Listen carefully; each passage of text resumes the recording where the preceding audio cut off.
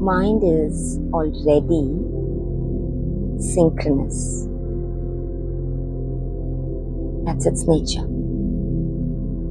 Sync. Sentience. That is the net that is appearing as time-space reality. So mind is already synchronous.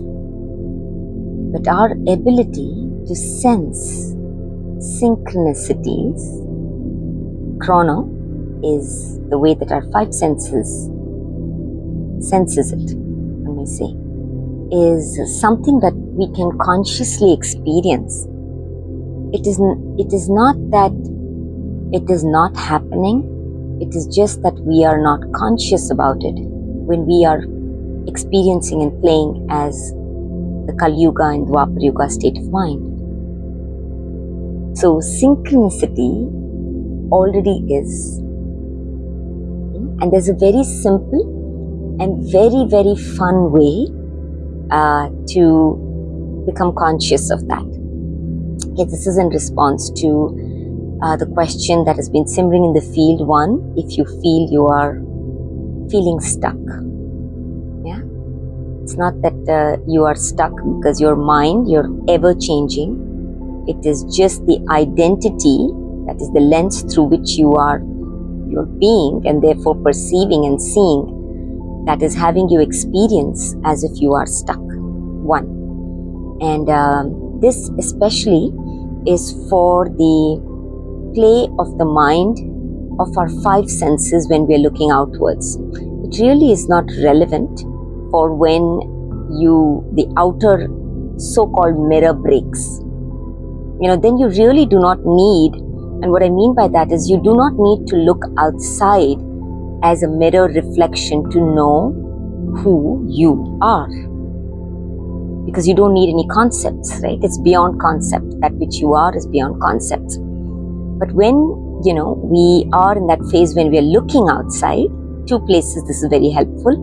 One is when you're looking outside, then, it's a fun way to kind of see the synchronicities, and that kind of, it's like breadcrumbs. It's like that. Hansel and Gretel kind of breadcrumbs. You start, it's the linear mind's play. You start seeing things, and again, whatever is a reflection, right? That which is and appears and arises, all of it is a mirror, including the I, the subject. Everything is a mirror, right? Because that which truly is so-called looking in the mirror or playing as the mirror is beyond perception, beyond description. So only the mirror exists. Existence is a mirror.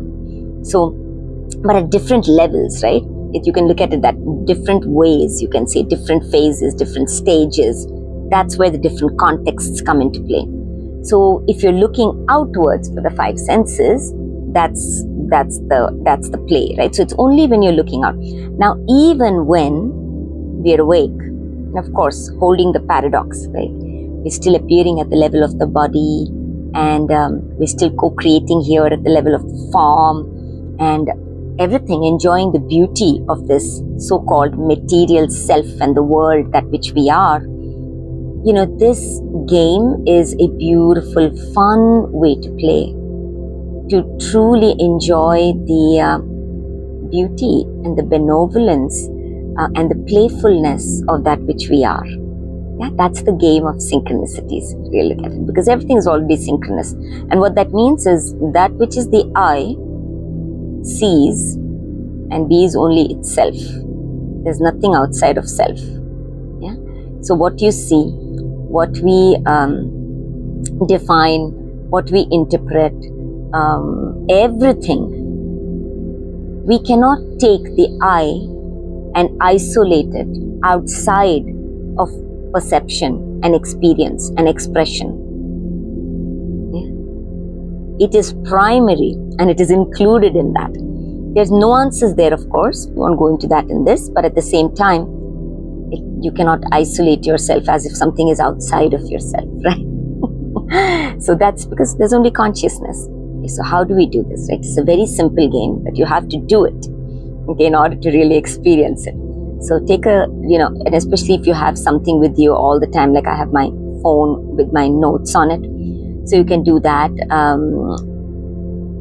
through the day when you get up, as you're walking around.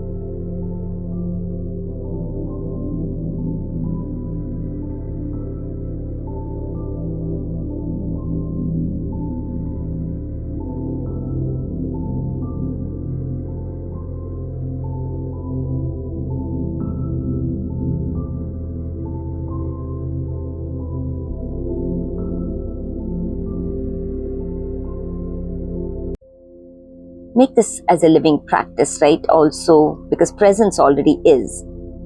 This also allows us to become more and more present and open to seeing that which is with a fresh pair of eyes. That's the invitation. That's the invitation, because the outer is only reflecting the inner. So as you're moving through everything, you'll start noticing, and this of course we've always heard of, right? Where you start seeing numbers like 111, 222, 333, and this question was coming up. What does it mean? Does 11 mean this? And does 22 mean this? And 333? It actually is, you're the boss, you're the center, you're the one interpreting and defining. Of course, the body, at the level of the body, this body is, even as it starts to wake up, is deeply connected to our collective consciousness. So we have some collective mantras that are there, right? That start revealing to us. So there is, at the collective level, a common definition for 111 as new beginnings, 222 maybe as proceeding, or 333, whatever that might be, these number play, you can say. That's there. But ultimately, it's the self. Right? So for example, if you pick something and kind of define it as your amulet, or define it as your sign to be something, a symbol, let's say, right? You'll start seeing facets of that symbol everywhere. And the question is this, right? This response is one of the most common questions, is that especially in the scientific and the logical, intellectual mind will come and ask this question. Yes, that's how it is. The minute you start thinking about something, that's what you keep seeing. True, right? You start looking for a car, that you want to buy a new car, and let's say you have a Volkswagen or whatever in your mind, and then next thing you know, on the road you're just seeing Volkswagen everywhere. Or you have a particular car color in mind and you start seeing that car color like kind of everywhere, and where was it before? You didn't notice it. That is because you brought it into conscious awareness, and that is the power of the lens. Because as consciousness, everything exists. But what brings it into so-called conscious existence is the lens that which we are. It's only an act of perception. That is why one of the most beautiful and simplest heart-opening things that we can do is to be very aware of what we bring to light in the world at which we are. In the world that speaks of so many narrations of as if things are already there. The minute we start speaking in terms as if things are already that, you hear that a lot. Oh, this is what this means. That is what that means. And that the minute you realize, you have to become very aware. Because who is the one that is meaning? That is the me that is perceiving. And that does not mean that invalidates or validates anything, but to awaken to the fact that it is the I that is always validating. Va is the Swadhisthana, the feminine, that is densifying, that is what becomes the loop of validation for you. So as we move through the world as well, it's a powerful, one of the most simplest things and the most powerful things that we can do is to be very aware of what we are bringing to conscious light. No matter who we meet, no matter what we see, right? There's discernment there, of course, right? But at the same time, what is it that I am wanting to light up in the situation? What is it that I want to be conscious of in a relationship? And of course, if we are looking at it in separation, that which we bring to light within ourselves, that's the clarity of the lens through which we can bring light to our world, to another. Yeah?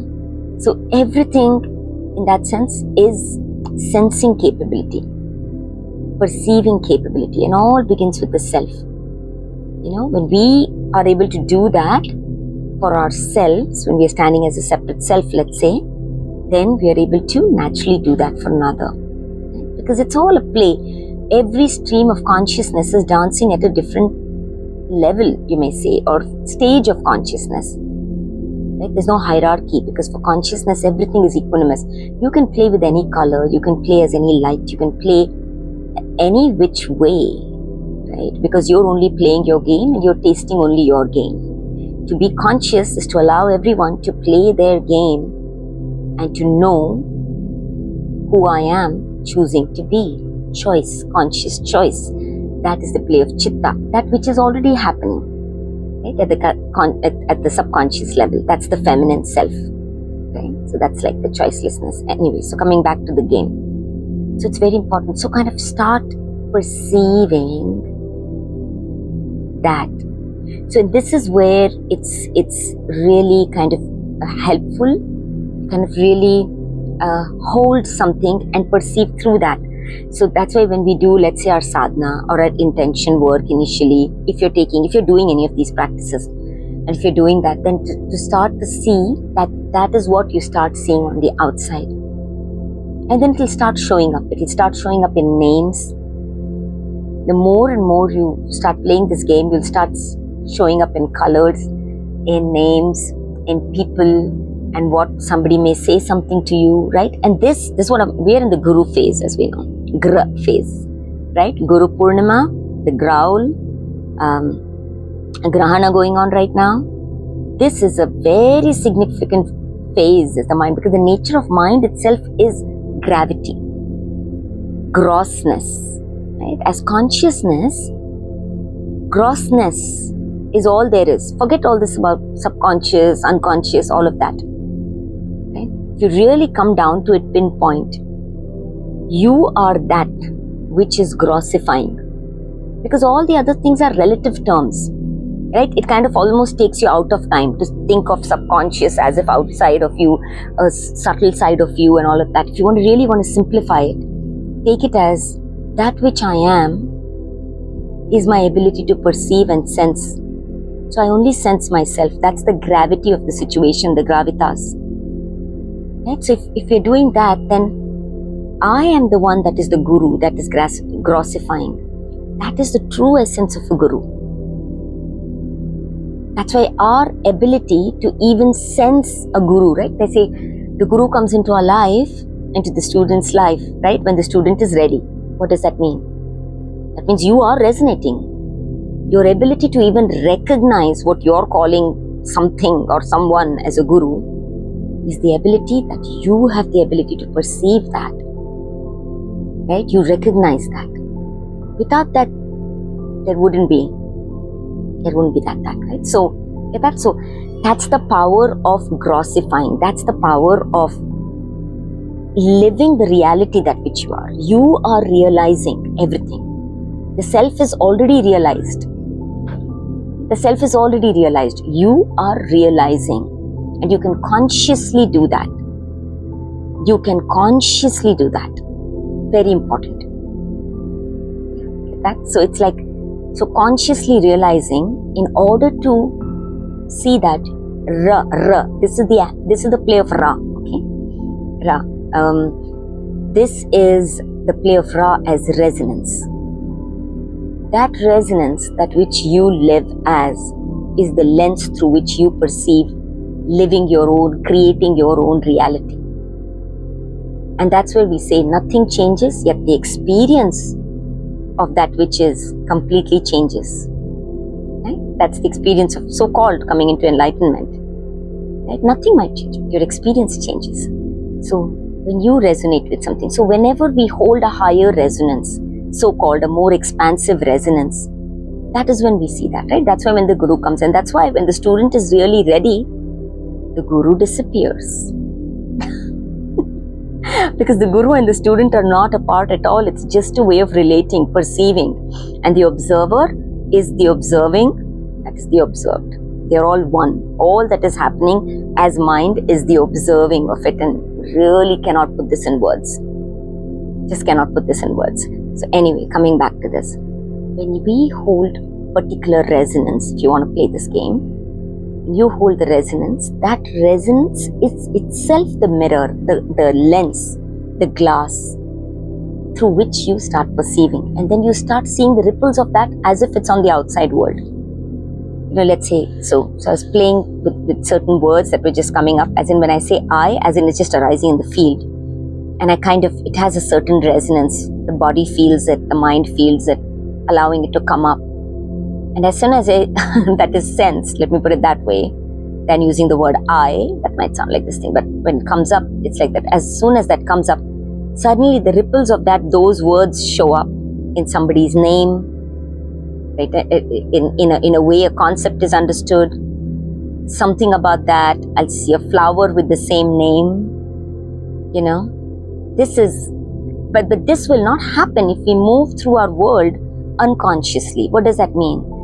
That is the essence, that as if everything is just there and we become blind to it. Everything is synchronously, simultaneously appearing. It's ever fresh.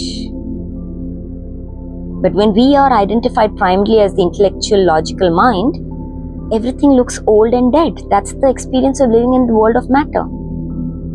As if everything is dead. Of course, this chair was already here and this plant was already here. What's new? Everything is new. Everything is energy, moving. We know that even at the level of mind. It's the meaning, the root essence of energy. Urge. Resonance is an urge. That's the beautiful way that mind dances. That's consciousness experiencing itself as an urge. Right? So I'm just going to leave it at that. So as you become more and more energetic, that is the sensory experience of awakening itself as awareness. It's not this dull awareness standing apart from its world, observing. It's the lived experience. It's experience, literally, expression. We get up and then that becomes the lens, and then you start seeing that. So simple intention, right? When you get up. So when you hold a sadhana and you say, this is the lens through which you'll start seeing that. You'll start seeing that color. You'll see a message on that color that is written which you undeniably sense as if it is yours. This is how you are co-creating with the self that which you are and living your reality in your world. No two people are living the same. No two people. Doesn't matter. When we are conscious, we can beautifully look outwards and celebrate. Okay, then it's a conscious play. It becomes consciously co-creating and celebrating how each other, we become conscious mirrors for each other. But if you're not conscious, then it starts becoming a game of comparison, right? And then the thing comes like somebody's ahead, somebody's behind, nobody's behind. Consciousness as a unique stream is where you are. You are always at the leading edge of your own beautiful journey, unique journey. You are always choice. You know what the essence of choice is? Cha is. Cha is Chitta. We are in Chaturmasa right now till November. Divine intelligence. At the level of Gaia cycle, everything, the energy is moving to awaken us to the Chitta that which we are, divine intelligence. So if you identified at the level of the body, beautiful time to play these games. Right? Because the feminine Dakshinayana cycle, the goddess, is benevolence. She's pure benevolence. She reveals her nature to you of that which you truly are as mind. Right? So we can avail that in that sense. She's an open mystery. She's an open mystery to the master's eye. So you have to first stand and say, I'm the master or the mistress. Yeah? Or the lover or the beloved. Whatever you want to say. Yeah? Or the player, right? And then you play. And then that's the beauty of it. Much love. So start playing this and just kind of start sensing it and everything. You'll start seeing suddenly everything becomes synchronous and you start becoming so present. This is another powerful and fun way to become more present and mindful. Everything is here and now. So suddenly you start becoming aware and awake to everything around you. And then you start seeing that the plant is saying something to you. The way the clouds have moved has said something to you. And the way the sun shines says something to you. Which otherwise we don't notice. We don't notice. So much love.